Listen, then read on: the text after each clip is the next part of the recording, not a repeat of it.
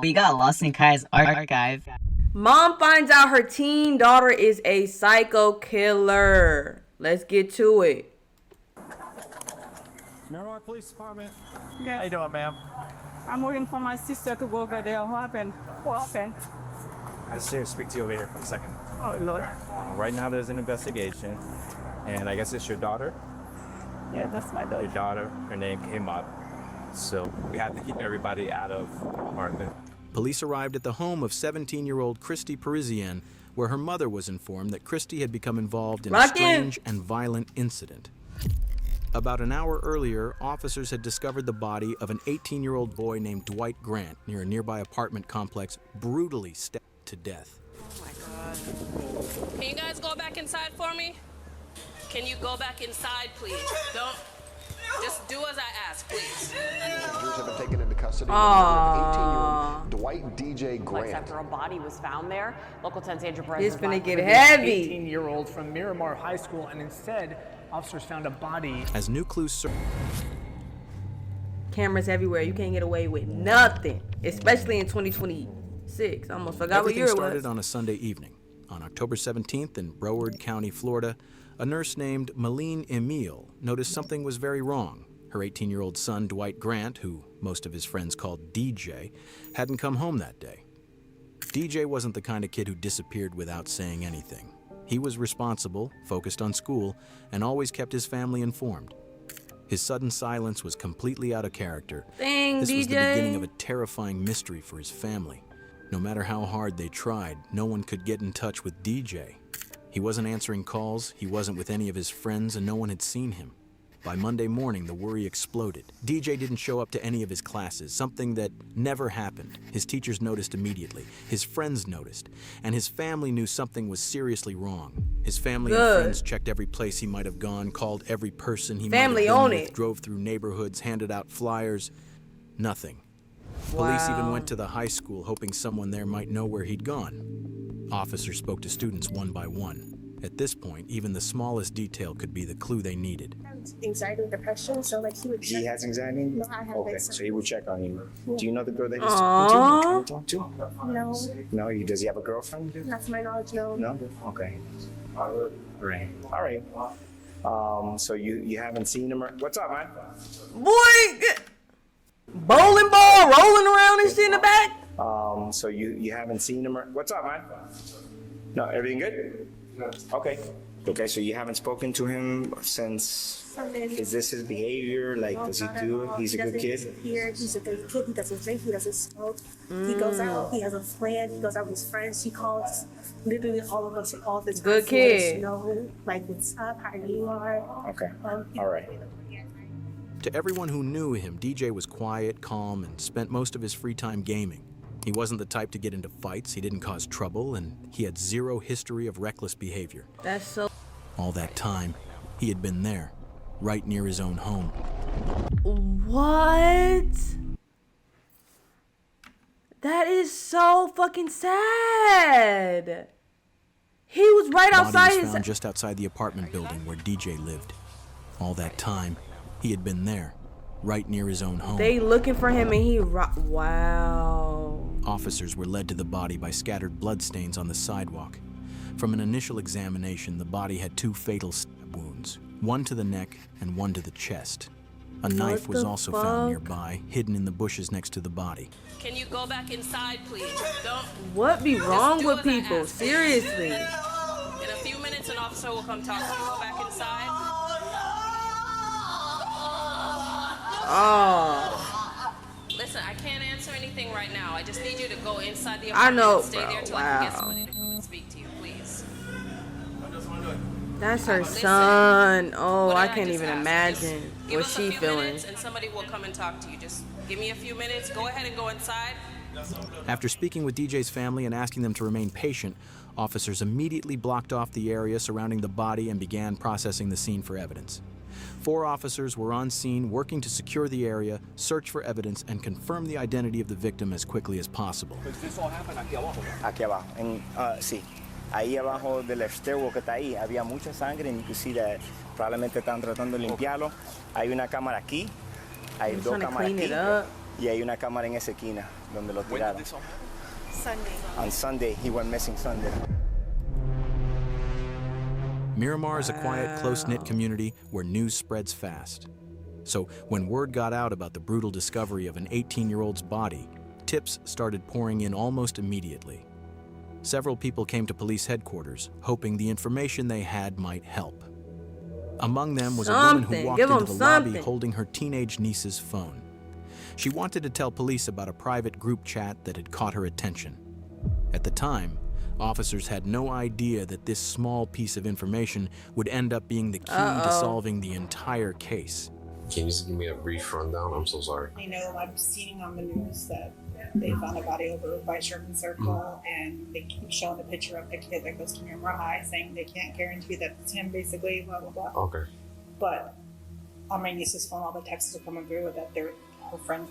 There's people from school there, and they know it's him. I just came here because my niece was telling me that she had got these texts from this girl yesterday from the modeling, and she said it was the most traumatizing day of her life when she seen him yesterday, which would have been Sunday.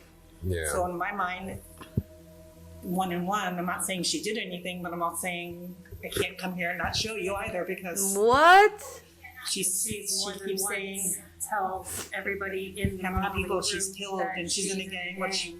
What? I mean, and it could be just to be. Okay, back up a little bit. She in the gang. How did we get here? How many people she's killed. She tell people that she in the gang. Girl, you gang banged out. Just to be, you know, cool or to be tough. But you never know. Like, you and know, the same thing. I don't want the text messages here. I don't want them to show my niece's. I don't want her. Like her to associate. Right. Okay. By the next day, Wednesday, the victim's identity was finally confirmed. The body belonged to DJ Grant, the Miramar High School student who had been reported missing. And Nicole, there are still so many more questions than answers at this hour. Our officers came out here because they were helping the search for this 18-year-old from Miramar High School, and instead, officers found a body in the bushes. Now, police had to start putting the broken pieces of the puzzle together. The evidence from the crime scene, and more importantly, the group chat that the woman had brought to them. Inside the chat, why they not putting fingerprints on the knife? Like, I'm not hearing nothing about DNA left over or in DNA in the area. Found disturbing they don't got messages nothing? linked to 3 teens, 3 names that within hours would become central to the investigation. 17-year-old Andre Dexter Clements, 16-year-old Jaslyn Smith, and 17-year-old Christy Parisian. Y'all are kids, Without wasting any time, officers began tracking them down. Christy was the first person police went to. Christy, wake up! Christy! So, right now there's an investigation, and I guess it's your daughter? Yeah, that's my daughter. Oh, that's the mama. Oh. What we're gonna have to do is... Wait, what did I say? I'm being so for real. Like, she gang banged out. Was y'all talking about that? I have to keep you out of the house for now. Me? Yes. Nothing has to do with you personally, but we have to keep everybody out of the apartment. So if there's anybody else in there that's in there, No, the sister, she's at work. Imagine that. Your daughter in some bullshit. So we have detectives that are going to get a search warrant. Okay. So right now, we're just going to make sure nobody's inside, and then we're going to close the door. And then we're going to wait for the warrant to get here. And then When I come back. When I come back, no? as soon as you're done with the search warrant, then Today, go back no? in. Can I take my phone to call my sister? Is it okay? Take my phone? My phone is right there. Can I call her? Because I'm looking on her to go. Well, right now at this point, we already gave you, notice that nobody can go back inside. Can you take my phone for me, please? Yeah, let her. My phone right there. we really got to follow protocol. Y'all can't grab her phone real Officers quick? didn't have a warrant, so they wouldn't allow Christy's mother to go inside the house. She waited outside with them until another law enforcement They couldn't let her grab her phone real quick. member arrived. Y'all, with her a house warrant. getting searched, bro. While She they were can't call up waiting, her people. She told them that earlier that day, Christy had left her a voice message about the murder. Because of that, they What? changed course and retrieved. Oh, never mind. That's why they ain't want to give her that phone. What? I should never been talking so much. Member arrived with a warrant. While they were waiting, she told them that earlier that day, Christy had left her a voice message about the murder. What the Because fuck? of that, they changed course and retrieved the phone so the message could be played. Oh my gosh.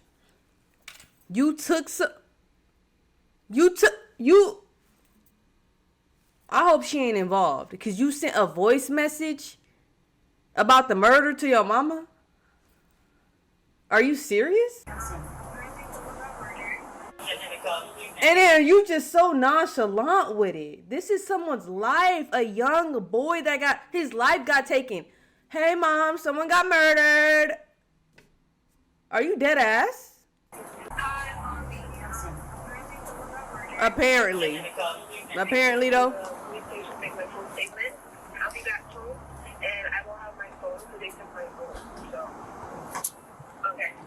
By now, the police had already spoken with Christy at the station. Her mother wasn't able to provide any additional information.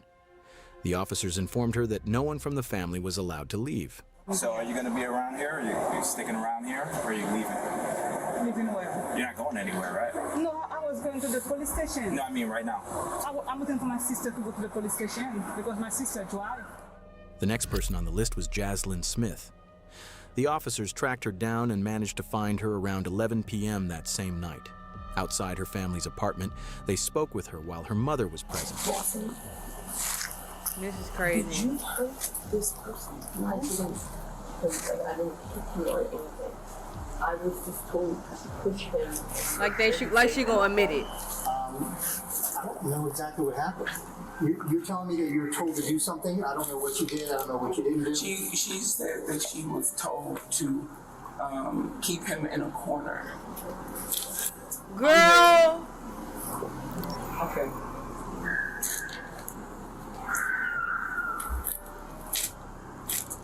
Andre told me that somebody had pissed him off, or somebody was messing with somebody else's girl or something. It had to do with some type of chick. And that he was upset and that he needed some backup for his fight. This don't sound real. This sound like you making this up on the spot. And you sweating and shit. Forehead oily as shit. You involved.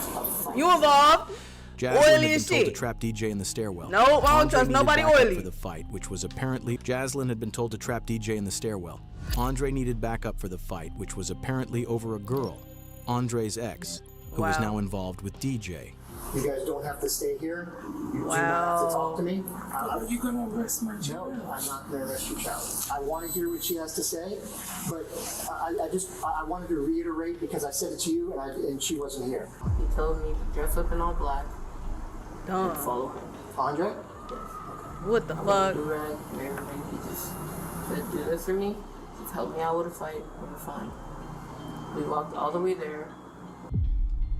And walked up the stairway. Wow. And Chrissy was there. Chrissy had seduced him from what I know.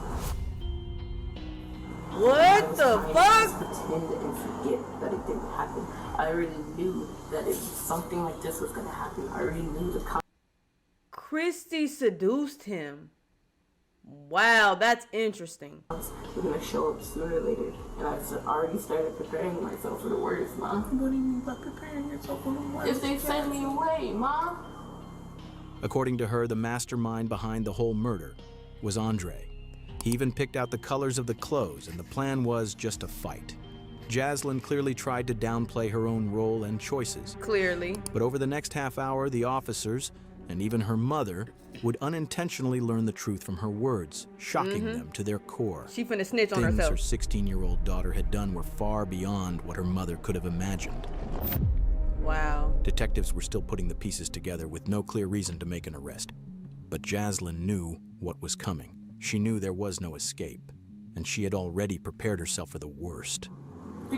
That's the most guilty shit in the world. Arrest her already off the rippers. You just said, yeah, I already knew the police was gonna come and I prepared. That means you know you did some shit.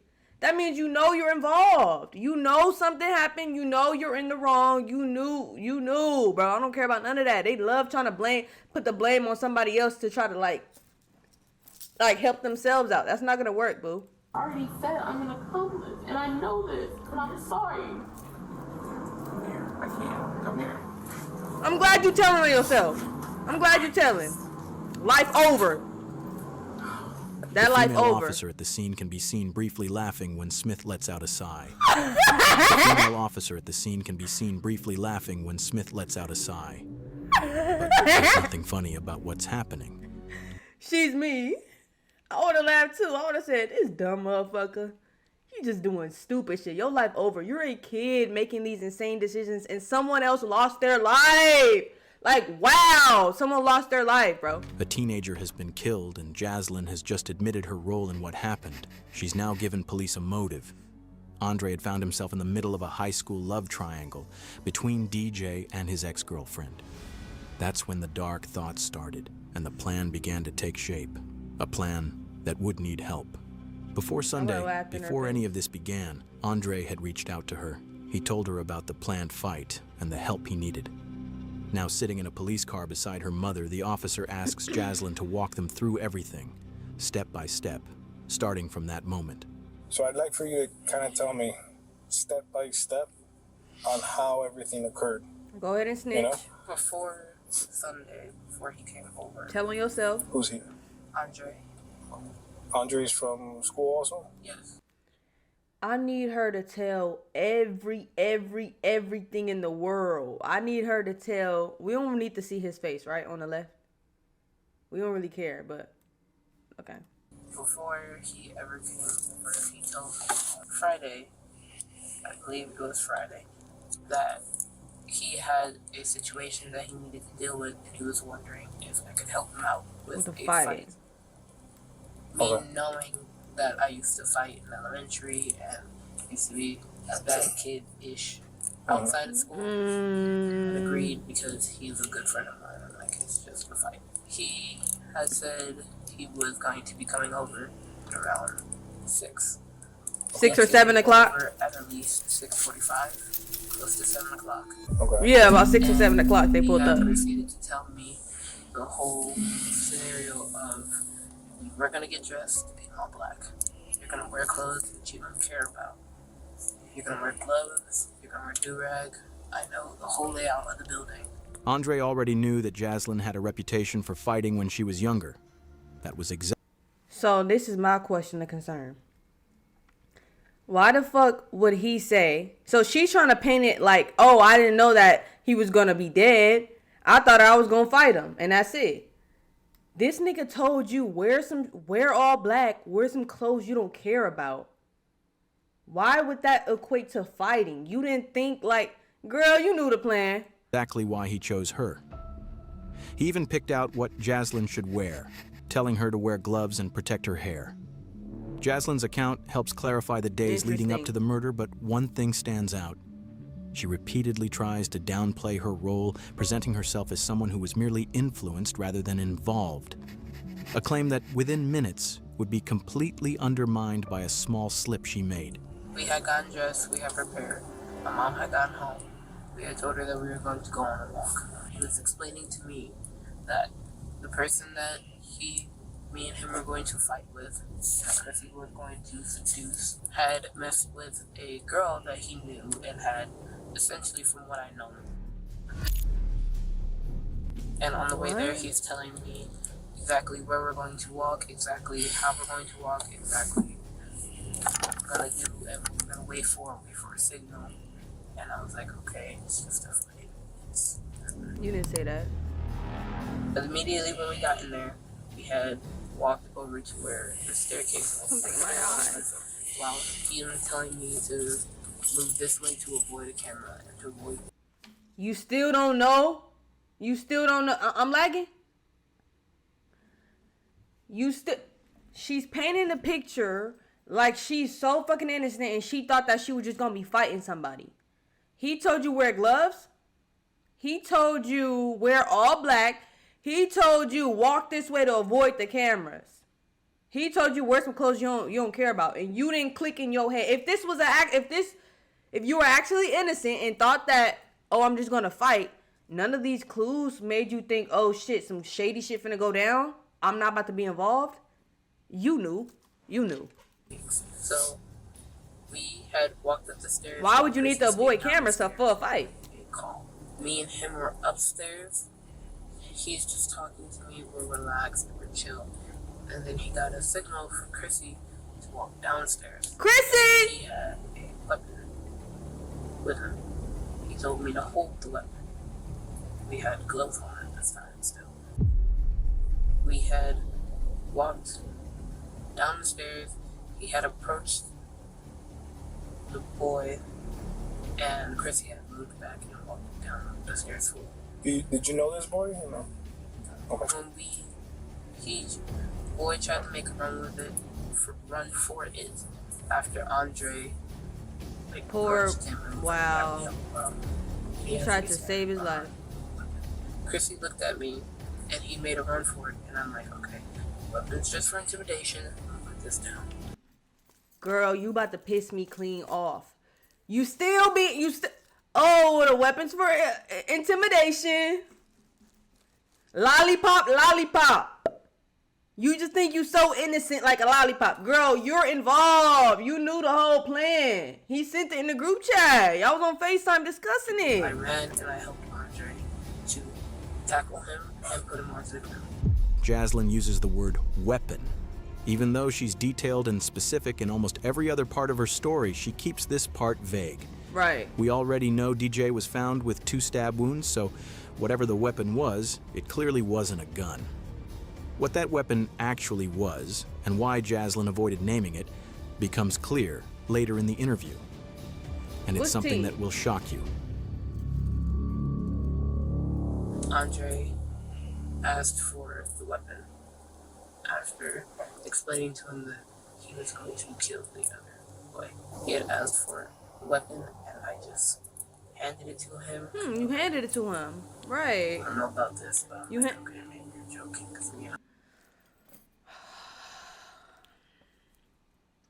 I don't know about this, but maybe you're joking. Bitch.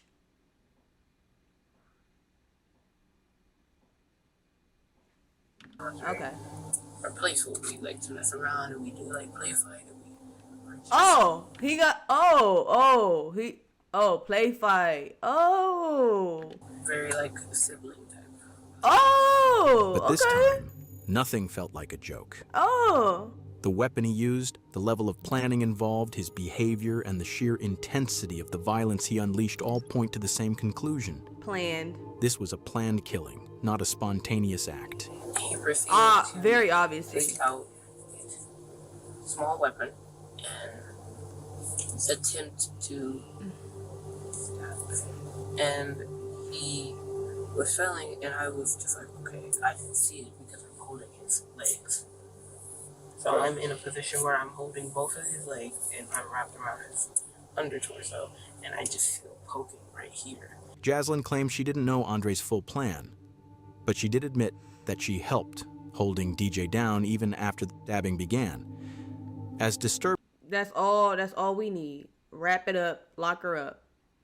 She acting like she's just so innocent, lollipop, ice cream. So you was at the ice cream truck while all this was happening? Oh, I don't know. I just came wearing all black and gloves and avoided the cameras and wore some clothes I don't care about and tied my hair up so there's no DNA at the scene and held him down and handed him the weapon, but I'm not really a part of it.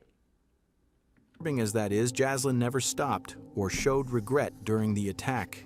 Not when DJ was begging for help. She ain't Not like even him as he either. was slipping in and out of consciousness after being stabbed. And then wow, just he had sick. another smaller weapon, and he took that out. Just fucking sick. Stabbed him right here. Also, the boy was just like, "You're gonna kill me. Just choke me out or like end it," because he kept going in and out.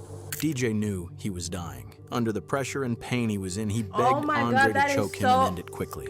That is so fucking sad. Oh Andre my God. ignored him and stabbed him again. After that, DJ went unresponsive. He stopped struggling so and fucking tragically sad. died at Wow. the scene. In Jaslyn's version of events, she says she was told to do what she was assigned without asking questions. As the so confrontation escalated, she says she didn't fight back because she was terrified of what might happen. Throughout her account, she places nearly all the blame on Andre. That explanation mostly holds up until Jaslyn slips up. In the middle of her story, she mentions a detail that seriously undermines her claim that she didn't know this was a murder plan and instead places her right at the center of it. Because prior to this, he had told me that this was the first person he had ever killed. What? Prior to this, he had told you that? When we were at the house, when we were just talking about the whole plan of what to do, what was going to happen, but he never told me that he was going to kill somebody until at this time. Like, this is the first person. I'll leave it here. I'll ask Chrissy. What? That single detail changes everything. It shows that Jaslyn knew about the murder plan long before it happened. Now her story starts to crack. It directly contradicts her earlier claim. I'm confused. He said, oh, she got caught slipping and she tried to cover it up. Okay. She said he told her prior to everything, I never killed. This is going to be the first person I ever killed. Basically. And then she tried to quickly change it. Oh no, he told me after girl. That she had no idea this was meant to be a killing. At this point, it's clear she was far more involved in both the planning and the decision Wrap her up, lock than it she up, had lock her admitted. up, lock her up. That's when the officer shifts the focus and asks about the weapon used in the attack. I'm assuming it's a knife then that he had? There was a knife and there was a longer. There was a knife and there's a longer sword. Interesting. A longer what? A fucking sword? A sword. Okay. A knife is something that can be easily concealed, but sword? a sword isn't. Hiding something like that would be almost impossible. It's hard to believe that Jaslyn and Christy could have been around Andre all that time without noticing the sword. Now detectives finally have enough pieces to start shaping a version of events that's much closer to the truth. But before moving forward, they still needed to make sure the physical evidence matched the story. So you saw the big sword when he first showed up here in the first place? No. I didn't see it exactly. I saw that there was a bag with it, and I was like, okay. Because interesting. Somebody else had taken everything out of the house behind us, and I didn't know where that was. And I believe it was either in like a jacket with him, or with Chrissy in an extra jacket or in a bag with them. Jaslyn could tell detectives were zeroing in on one key detail. She knew about the sword before they ever left the house, and that meant she knew the plan from the start. Hello! She tried to distance herself from it, saying that when they left, Andre grabbed a small knife and a larger sword, but she claimed she didn't actually see the sword at first and assumed it was already in the bag. Detectives weren't convinced. By now, there were too many gaps in her story. The teens believed they had pulled off the perfect crime. They killed someone in broad daylight in a tucked-away stairwell inside a busy apartment complex, avoided security cameras, and left no direct eyewitnesses. If the group chat messages hadn't surfaced later, they might have gotten away with it. But everything started to fall apart after the attack. They dragged DJ's body into the bushes, packed the weapons and supplies into a bag, and returned to Jaslyn's complex. There, they made a serious mistake. In an open, grassy area, clearly visible from nearby apartments, they started a fire and burned the bloody clothes using gasoline. As they sat there, shaken, but still hoping they were in the clear, a security guard spotted them. In that moment, the cover-up ended, and he wasn't the only one watching. Another resident had seen them too and later told police exactly what she saw. Ooh, what's the two girls, they were just standing there, but they weren't moving much. The chubby girl, she was just like moving back and forth, like standing in the same spot but moving a little bit. And then the guy was moving around the fire, just throwing more gasoline. I didn't see their face, but I saw their body shape. And seeing them on the photos, you could picture them, especially the chubby girl. You could feel the traumatization from them, and you could feel like they were scared, but you could also feel like they had that energy of the way of thinking like he deserved it. Like you could notice that. Wow. Security camera footage from the apartment complex backed up much of Jaslyn's story. The cameras showed the three teens dressed entirely in black as they approached the stairwell where DJ was attacked. One camera even captured DJ Grant's final moments. Another showed the teens dragging his body toward the bushes exactly as described. But as detectives reviewed everything more closely, cracks began to appear. Parts of Jaslyn's version didn't fully line up. Police seized the teens' phones and went through their messages. It didn't take long to find something that directly contradicted Jaslyn's claim that this was only meant to be a fight. Pulling up to school, they went to school the next day? One message revealed the true mindset behind the plan. What? White DJ Grant was killed back in October, and for months now, the 3 teens that are accused in his case have been kept in jail. All the evidence was clear. Within days, police moved in on all 3 suspects. Jaslyn Smith, Christy Parisian, and Andre Clements were all arrested. Each of them was charged as an adult. All 3 were charged with tampering with evidence and conspiracy Should be charged as an adult. Christy and Jaslyn were each charged with second-degree murder. Both eventually pleaded guilty and were sentenced to 25 years in prison, followed by an additional 10 years of probation. Andre Clements, who was 17 at the time, was considered the mastermind behind the crime and the one who delivered the fatal sword strike that killed DJ. He faced the most serious charge, first-degree premeditated murder. On February 18, 2025, Andre Clements, now 20 years old, also pleaded guilty. He was sentenced to 40 years in prison, followed by lifetime probation. A caring, loyal, honest person would be there for you in a second and a heartbeat. Wow.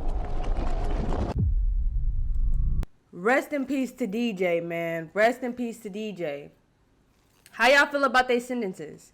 They're only 17, so they can get out. At least the 2 women can get out and still have a life.